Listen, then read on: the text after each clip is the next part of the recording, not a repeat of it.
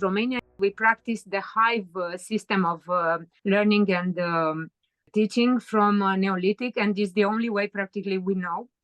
We keep the system of teaching and learning and keeping knowledge and sharing knowledge from the traditional models. And there are artifacts showing us that women did it the same way here for 7,000 years.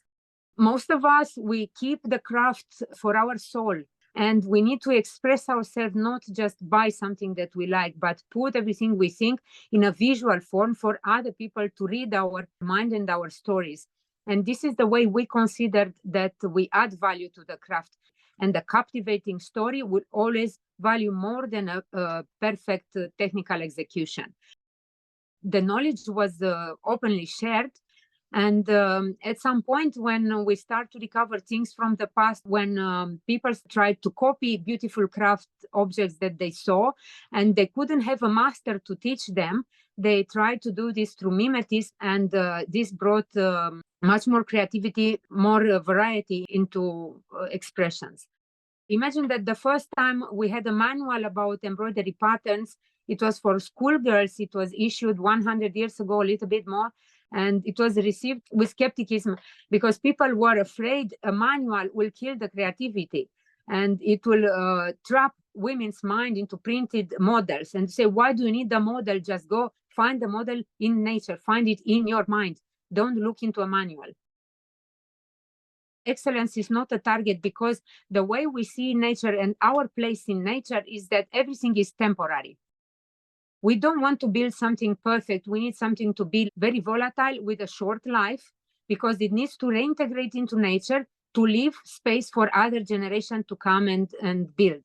So we don't want to make something perfect and long lasting, but enjoy the gesture and the moment of doing it, use it, and then discard it, and it will be reintegrated in nature. The learning for crafts, as we consider it, should be even before going to school, because then the school will twist your mind into this system and will start killing your creativity. This is the way I was taught crafts by my grandma. She made sure that before I'm going to school, I will know how to embroider, I will know how to read and write, and I will know how to cook and how to draw. And after I learned all this at the age of 5, she said, now you can go to school. They can do no more harm to you. And once you start at a very young age and you start with the one craft, they will open up to you exactly as it happens with learning different foreign languages. Because crafts are also within families. Textile crafts go very well together.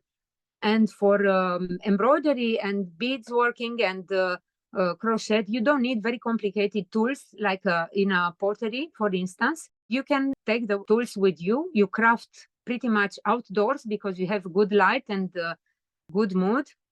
And also the materials keeps you very much connected with the nature because you can see them around you.